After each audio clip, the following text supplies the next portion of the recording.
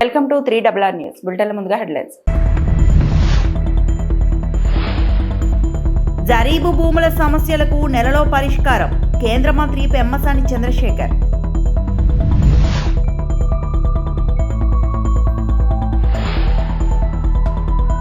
Lake టౌన్లో 70 అడుగుల messy విగ్రహం ఆవిష్కరణ.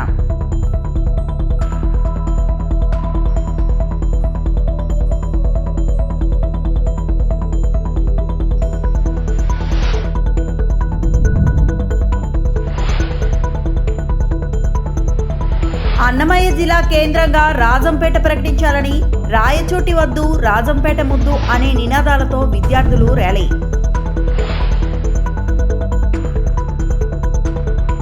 నందలూరులో ప్రైవేట్ విద్యాసంస్థ విద్యార్థుల ర్యాలీ. రాయచోటి వద్దు రాజంపేట ముద్దు నినాదాలతో ఉత్సాహభరిత నిరసన. నందలూరు పట్టణంలో ప్రైవేట్ విద్యాసంస్థ ఆధ్వర్యంలో శుక్రవారం భారీ ర్యాలీ నిర్వహించారు. Joseph school correspondent Bhumana Shivashankar Reddy నాయకత్వంలో నిర్వహించిన ఈ ర్యాలీలో విద్యార్థులు ఉత్సాహంగా పాల్గొని ప్రజల దృష్టిని ఆకర్షించారు. రాయచోటి వద్దు రాజంపేట ముద్దు అనే నినాదాలతో నందలూరు బస్టాండ్ నుంచి ఆర్ఎంబి బంగ్లా వరకు ర్యాలీ కొనసాగింది. విద్యార్థులు ప్లకార్డులు పట్టుకుని క్రమశిక్షణతో నడుస్తూ తమ అభిప్రాయాన్ని శాంతియుతంగా వ్యక్తం చేశారు. పరిపాలనా సౌలభ్యం, విద్యా సంస్థలకు అనుకూలత, రవాణా వస్తువులు వంటి అంశాలను దృష్టిలో పెట్టుకుని రాజంపేట కేంద్రంగా అభివృద్ధి జరగాలన్న ఆకాంక్షను ఈ ర్యాలీ ప్రతిబింబించిందని నిర్వాహకులు తెలిపారు. విద్యార్థులు సామాజిక అవగాహన పెంపొందించడమే లక్ష్యంగా ఈ కార్యక్రమం చేపట్టామని జోసెఫ్ స్కూల్ యాజమాన్యం పేర్కొంది. ఈ ర్యాలీలో ఉపాధ్యాయులు సౌరీ సింగ్ తో పాటు ఇతర ఉపాధ్యాయులు పెద్ద సంఖ్యలో విద్యార్థులు పాల్గొన్నారు. శాంతియుతంగా ముగిసిన ఈ ర్యాలీ నందలూరులో చర్చనీయాంశంగా మారింది.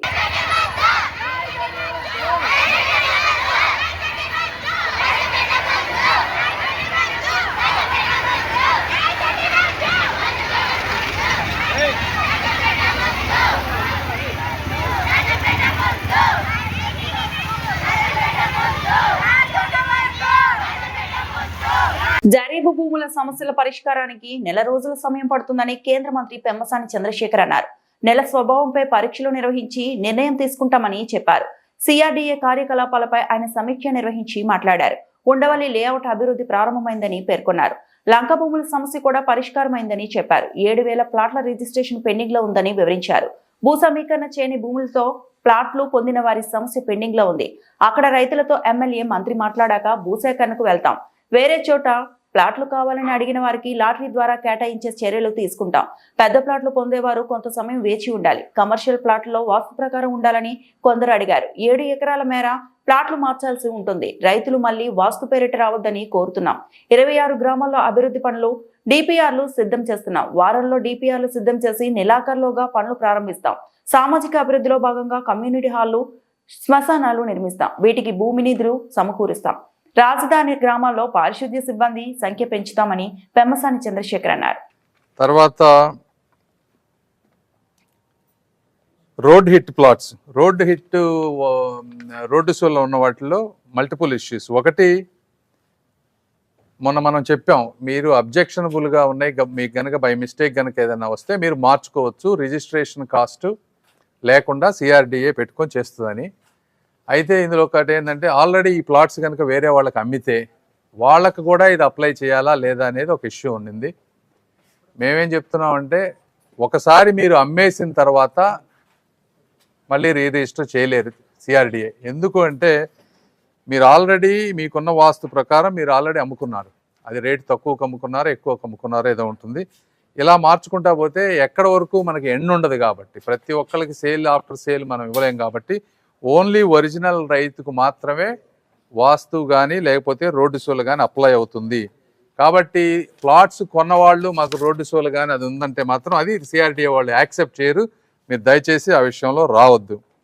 మూడోది, జరీబ్ ల్యాండ్స్ మీద 180 ఎకరాలు ఇష్యూ ఉంటే మనం 1 month టైం అడిగాం. 1 month టైంది ఆల్రెడీ అంతా వర్క్ చాలా వరకు అయిపోయింది. మల్టిపుల్ మెంబర్స్ వెళ్ళి సర్వేలు అన్నీ చేశారు. ఇప్పుడు సైంటిఫిక్గా కూడా ఒక కమిటీని వేసి soil testing, water depth level assess చేసి ఎక్కడా యాంబిగ్యూటీ లేకుండా సెకండ్ సెట్ తీసుకుంటున్నాము. అది తీసుకొని మేము 1 month టైం అడిగాం. ఇప్పుడు 2 weeks అయింది. ఇంకో 2 weeksలో దానికి కూడా ఒక కమిటీని ఫామ్ చేసి దాన్ని క్లియర్ చేసుకొస్తాం. అది కూడా అదేవిధంగా గ్రామ కంటాలది కూడా ఇవన్నీ 10 సంవత్సరాల నుంచి ఉన్నాయి కాబట్టి ఈ గ్రామ కంటాలన్నింటిలో కూడా 10 సెంట్లు లోపు ఉన్న వాటిని కూడా వెరిఫై చేయాలంటే 6,000 ఎకరాలు వస్తూ ఉంది. ప్రాబ్లం అయ్యేటట్టుంది. 10 సెంట్ల లోపు ఉన్న వాటికి పెద్ద ఇష్యూస్ లేవన్నారు. కాబట్టి 10 సెంట్లు పైన ఉన్న వాటికి తీసుకుంటే దాదాపు 1,600 ఎకరాలు వస్తుంది. కేవలం వాటి వరకే వెరిఫై చేసి R1 జోన్లో ఎక్కడన్నా ఇష్యూస్ ఉంటే దాన్ని ఎలా రెక్టిఫై చేయాలనే దాని మీద డిస్కస్ చేసాం. అది కూడా యాక్షన్ టీమ్ స్టార్ట్ అవుతుంది. వెలిగొండ ప్రాజెక్ట్ టన్నెల్లో లైనింగ్ పనుల పరిశీలన మంత్రి డాక్టర్ నిమ్మల రామానాయుడు అధికారులతో సమీక్ష సమావేశం అనంతరం మీడియా సమావేశంలో మాట్లాడారు. ఈ సమావేశంలో Markapuram MLA Kandula Narayana Reddy, TDP Yerragondapalem incharge Eriksion Babu, నీటిపారుదల సలహాదారు వెంకటేశ్వర తదితరులు పాల్గొన్నారు. వెలిగొండ ప్రకాశం జిల్లాకు ఒక జీవనాడి, ఒక వరం. అటువంటి వెనకబడినటువంటి ప్రకాశం జిల్లాకు, ఫ్లోరైడ్ బాధితులు ఉన్నటువంటి ప్రకాశం జిల్లాకు న్యాయం చేయాలనేటువంటి ఆలోచనతో చంద్రబాబు నాయుడు గారు 2026 కల్లా వెలిగొండను పూర్తి చేసి కృష్ణా జలాలు యొక్క ప్రకాశం జిల్లాకు తీసుకురావాలనేటువంటి లక్ష్యంకి అనుగుణంగా కూటమి ప్రభుత్వం అధికారంలోకి వచ్చినటువంటి 18 నెలల్లోనే పనుల్ని శరవేగంగా చేస్తూ ఎప్పటికప్పుడు స్వయంగా పర్యవేక్షణ చేస్తూ ఉన్నాం. ఈ నెల రోజుల్లోనే 3 సార్లు ప్రత్యక్షంగా వెలిగొండ పనుల్ని పర్యవేక్షించామని అంటే ఈ యొక్క కూటమి ప్రభుత్వం లక్ష్యం ఏమిటనేది మీ అందరికీ కూడా అర్థమవుతున్నటువంటి పరిస్థితి. ఎంత దురదృష్టం అని అంటే ప్రకాశం జిల్లా వెనుకబడిన జిల్లా, ఫ్లోరైడ్ బాధితులు ఉన్నటువంటి జిల్లా, ఇటువంటి జిల్లాను కూడా మోసం చేయాలనేటువంటి ఆలోచన జగన్మోహన్ రెడ్డి గారిలో వచ్చింది అంటే కనీసం వేసమెత్తు మానవత్వం కూడా ఆయన దగ్గర లేదు అనిపిస్తూ ఉంది. ఎందుకంటే మొన్న చంద్రబాబు నాయుడు గారు మేము ఎప్పుడు మీటింగ్ రివ్యూ పెట్టుకున్నా వెలుగొండ నుంచి తప్పనిసరిగా మాట్లాడుతూ ఉన్నారు. ఆ రోజు 96లో భూమి పూజ చేసినటువంటి ప్రాజెక్టు పుట్టినరోజున వెలుగొండ దశాబ్దాలు గడుస్తున్న అది పూర్తవలేదని ఆవేదన చంద్రబాబు నాయుడు గారు వ్యక్తం చేస్తూ ఉన్నారు. అందుకే ఈ కూటమి ప్రభుత్వంలో మన ప్రయారిటీ వెలుగొండ. 26 కల్లా వెలుగొండ పూర్తి చేసుకుని ఆ కృష్ణా జలాలు అటు ప్రకాశం జిల్లాకు అందించాలనేటువంటి లక్ష్యం ఇవాళ ఒక మానవత్వం ఇవాళ చంద్రబాబు నాయుడు గారిలో ఉంటే 5 సంవత్సరాలు ఇప్పుడే చెప్తూ ఉన్నారు పత్రిక విలేకరులు కూడా. ఆ రోజు ఉన్నటువంటి ముఖ్యమంత్రి 4 తేదీలు ఇచ్చాడని జగన్మోహన్ రెడ్డి గారు. 4 తేదీల్లో వేసమెత్తు పనులు కాలేదు. ఎన్నికలు వస్తున్నాయని చెప్పి మోసం దగా చేయడానికి ఇక్కడ ఒక స్తూపాన్ని ఆవిష్కరించాడు. స్తూపాన్ని ఆవిష్కరించి జాతికి అంకితం అని అంటే 30 సంవత్సరాల కాలం నెరవేరుతుందంటే పండుగ వాతావరణం ఉండాలి. కానీ జగన్మోహన్ రెడ్డి ఇక్కడ స్తూపాన్ని ఆవిష్కరించినప్పుడు ఎటువంటి పరిస్థితులు ఉన్నాయి? జిల్లా అంతా 144 సెక్షన్ పెట్టారు, 30 యాక్ట్ పెట్టారు, ముందస్తు అరెస్టులు పెట్టారు, హౌస్ అరెస్టులు పెట్టారు. ఏ నిర్వాసితుడు గుమ్మం దాటి రోడ్డు మీదకి వస్తాక లేనిటువంటి పరిస్థితి, ఏ రైతు నాయకుడు వీధిలోకి వచ్చినటువంటి పరిస్థితి లేకుండా నిర్బంధాలు పెట్టి, పరదాలు కట్టి, బ్యారికేడ్లు కట్టి ఆ రోజు స్తూపాన్ని ప్రారంభోత్సవం చేశాడంటేనే అది ఉత్తుత్తి ప్రారంభోత్సవం, దగా మోసం అని అందరికీ అర్థమవుతున్నటువంటి పరిస్థితి నెంబర్ 1. రెండవది, జగన్మోహన్ రెడ్డి యొక్క మోసం దగా అని నేను చెప్పట్లా, స్వయంగా వాళ్ళ వైసీపీ ఎమ్మెల్యేలే చెప్తూ ఉన్నారు. ఈరోజు రాష్ట్రాన్ని కూటమి సర్కార్ అప్పుల కుప్పగా మార్చిందని వైఎస్ఆర్సీపీ నేత మాజీ మంత్రి కురసాల కన్నబాబు మండిపడ్డారు. శనివారం ఆయన మీడియా సమావేశంలో మాట్లాడుతూ రాష్ట్ర అప్పులపై ప్రజలకు చంద్రబాబు పచ్చి అబద్ధాలు చెప్పారన్నారు. వైఎస్ఆర్సీపీ హయాంలో రాష్ట్ర అప్పులపై టీడీపీ నేతలు దుర్మార్గంగా ప్రచారం చేశారన్నారు. ఎస్ఆర్ఎంబి నిబంధనలకు విరుద్ధంగా చంద్రబాబు అప్పులు చేస్తున్నారు. టీడీపీ నేతలకు వైఎస్ జగన్ సీఎంగా ఉంటే ఒక రాజ్యాంగం, చంద్రబాబు సీఎంగా ఉంటే మరో రాజ్యాంగం ఉంటుందా అంటూ కన్నబాబు ప్రశ్నించారు. వైఎస్ జగన్ చేసిన అప్పులపై రాష్ట్రం శ్రీలంక అవుతుందని గ్లోబల్ ప్రచారం చేశారు. చంద్రబాబు ఈ 18 నెలల కాలంలో 2,66,175 కోట్లు అప్పు చేశారు. జగన్ అప్పు చేస్తే శాపమని, చంద్రబాబు చేస్తే వరమని సొంత మీడియా బాగా కొట్టుకుంటుంది. మొత్తం నాశనం అయిపోతుందని గగ్గోలు పెట్టారు. ఒక గోబెల్స్ ప్రచారం లాగా ప్రచారం చేశారు. ఎంత ప్రచారం అంటే ఎన్నికల ముందుకు వచ్చేసరికి ఎవడెవరినో తీసుకురావడం, ఆ మీడియాలో, సొంత మీడియాలో, వాళ్ళకి మద్దతు ఇచ్చే మీడియాలో ఎకనమిస్టులని, అదని ఇదని రకరకాల ప్రచారం, లక్షలాది కోట్లు అప్పు చేసినట్టుగా, ఈ రాష్ట్రాన్ని ముంచేసినట్టుగా చెప్తూ ఉండేవారు. ఈ రాష్ట్రాన్ని శ్రీలంక చేస్తున్నాడని పెద్ద పెద్ద స్టేట్మెంట్లు ఇచ్చేవారు. ఇవాళ చూస్తే పరిస్థితి ఏంటంటే 18 నెలల కాలం అయింది చంద్రబాబు నాయుడు గారు అధికారంలోకి వచ్చి. ఇప్పటికీ 2,66,175 కోట్లు అప్పు చేశారు. 2,66,175 కోట్లు సగటున ప్రతిరోజు ఇంచుమించుగా 500 కోట్లు అప్పు చేస్తున్నాడు. ఇది ఆయన సీనియారిటీ, ఇది ఆయన పరిపాలన దక్షత, ఇది ఆయన గొప్పతనం. అంతకుముందు జగన్ గారేమో అప్పులు చేస్తూ ఉంటే ఏం రాసేవారంటే, జగన్ అప్పు చేస్తే శాపం, అదే ఇప్పుడు చంద్రబాబు అప్పు చేస్తే రాష్ట్రానికి వరం. ఇది వాళ్ళ సొంత మీడియాలోనూ వాళ్ళ సొంత ప్రచారంలోనే బాకాలు ఊదుకుంటూ ఉన్నారు. ఒక చాలా ఆశ్చర్యంగా ఉంది. జగన్మోహన్ రెడ్డి గారు అధికారంలో ఉన్న 5 ఏళ్ల కాలంలో 2 ఏళ్ళు కోవిడ్, భయంకరమైన పరిస్థితులు, ప్రపంచం ఎప్పుడు చూడని పరిస్థితులన్నీ చూసాం. అయినా కూడా పథకాలు ఆగలేదు, పేదలకు ఇస్తానన్న మాట తప్పలేదు. మరో పక్కన వైద్యపరంగా ఆదుకునే కార్యక్రమాన్ని ఆపలేదు. ఇన్ని చేసి నేరుగా డీబీటీ కింద డబ్బులు ఇచ్చారు. దానికోసం రాష్ట్ర ఆర్థిక పరిస్థితి సపోర్టివ్గా అప్పు చేస్తే ఆ రోజు ఈ రాష్ట్రాన్ని శ్రీలంక చేస్తారా అని మాట్లాడుతూ ఉండేవారు. మరి ఇప్పుడు ఈ 18 నెలల కాలంలో మీరు చేస్తున్న అప్పులు చూసి ఏం చెప్పాలి? మీ గోబెల్స్ ప్రచారానికి ఏ పేరు పెట్టాలి?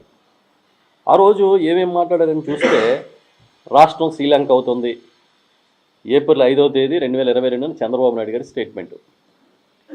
రాష్ట్రాన్ని శ్రీలంకగా ప్రకటిస్తారేమో అదే సంవత్సరం ఏప్రిల్ 13, 2022లో స్టేట్మెంటు. మేలుకోపోతే మనకు శ్రీలంక గతే ఈనాడులో కథనాలు. శ్రీలంక పరిస్థితికి రాష్ట్రం కోతవేటు దూరంలో ఉంది.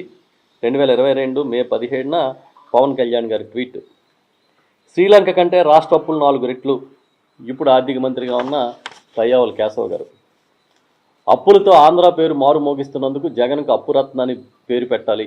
పవన్ కళ్యాణ్ గారి ట్వీట్ 2023. అర్జెంటీనా ఫుట్బాల్ దిగ్గజం Lionel Messi GOAT tour of India కొనసాగుతుంది. శనివారం తెల్లవారుజామున అతడు కోల్కతాకు చేరుకున్నాడు. మెస్సీతో పాటు అతడి ఇంటర్ మియామి జట్టు సహచరులు రోడ్రిగో డిపాల్, లూయిస్ సువారెజ్ భారత్కు వచ్చారు. ఉదయం లేక్ టౌన్ లో తన 70 అడుగుల విగ్రహాన్ని బాలీవుడ్ నటుడు షారుఖ్ ఖాన్ తో కలిసి మెస్సీ వర్చువల్ గా ఆవిష్కరించాడు. భద్రతా కారణాల రీత్యా మెస్సీ అక్కడికి వెళ్లలేదు.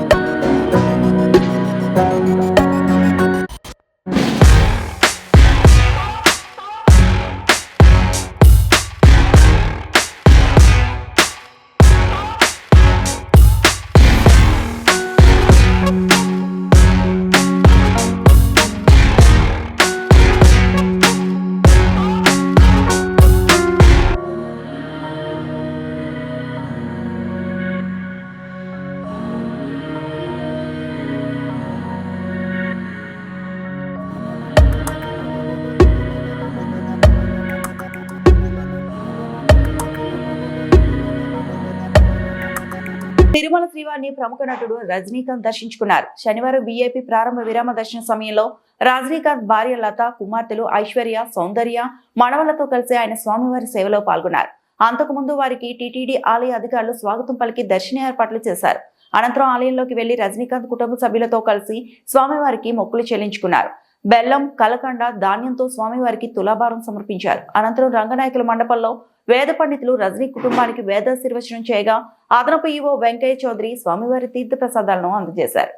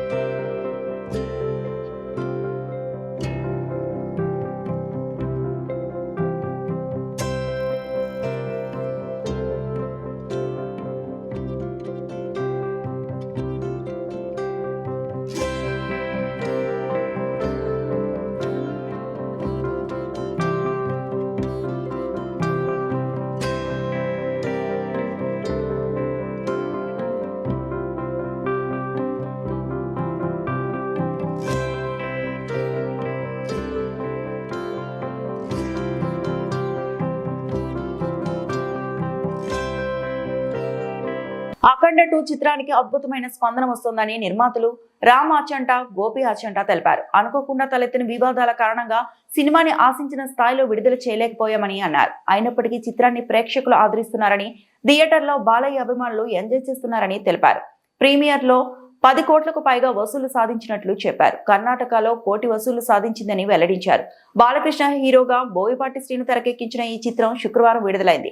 ఈ సందర్భంగా ఫిల్మ్ నగర్ లో చిత్ర బృందం కేక్ కట్ చేసి సంబరాలు చేసుకున్నారు.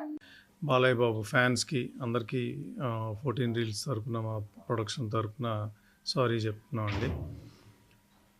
ఇది అసలు అన్ఎక్స్పెక్టెడ్ ఇష్యూ అనమాట. సడన్గా పాపప్ అయ్యింది.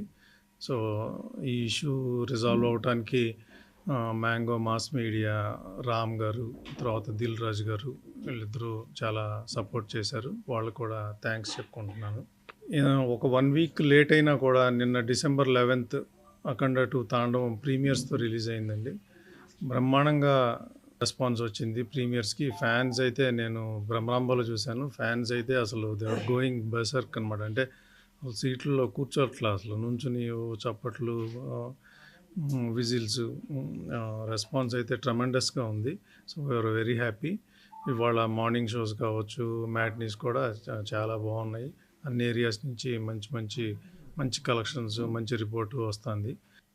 2 నైట్ ప్రీమియర్స్కి ఆల్మోస్ట్ నైజాం, సీడెడ్, ఆంధ్ర కలిపి ఆల్మోస్ట్ 10 crores గ్రాస్ చేసింది ప్రీమియర్స్. అండ్ సర్ప్రైజింగ్ ఏంటంటే బెంగళూరు, కర్ణాటకలో కూడా ఆల్మోస్ట్ 1 crore నెట్ చేసింది. అంటే నాన్ కన్నడ ఫిలిమ్స్లో ఇది 5th ఫిలిం 1 crore నెట్ చేయటం. సో రెస్పాన్స్ కూడా ట్రెమెండస్గా ఉంది. అండ్ ఈరోజు బుకింగ్స్ అవి కూడా చాలా స్ట్రాంగ్గా ఉన్నాయి. బిఎంఎస్ కానీ కానీ ప్లస్ డిస్ట్రిబ్యూటర్స్ నుంచి వస్తున్న న్యూస్ కానీ ఏదన్నా కానీ. సో ఇంకా ఫ్యామిలీస్ వీళ్ళు ఈవినింగ్ నుంచి ఫ్రైడే ఈవినింగ్ కాబట్టి ఇంకా యాడ్ అవుతూ ఉంటుంటే నాకు తెలిసి ఇంకా ఈ వీకెండ్కి అద్భుతమైన ఫిగర్స్ చూస్తాం అనుకుంటున్నాం. ఈ వార్తలు ఇంతటితో సమాప్తం.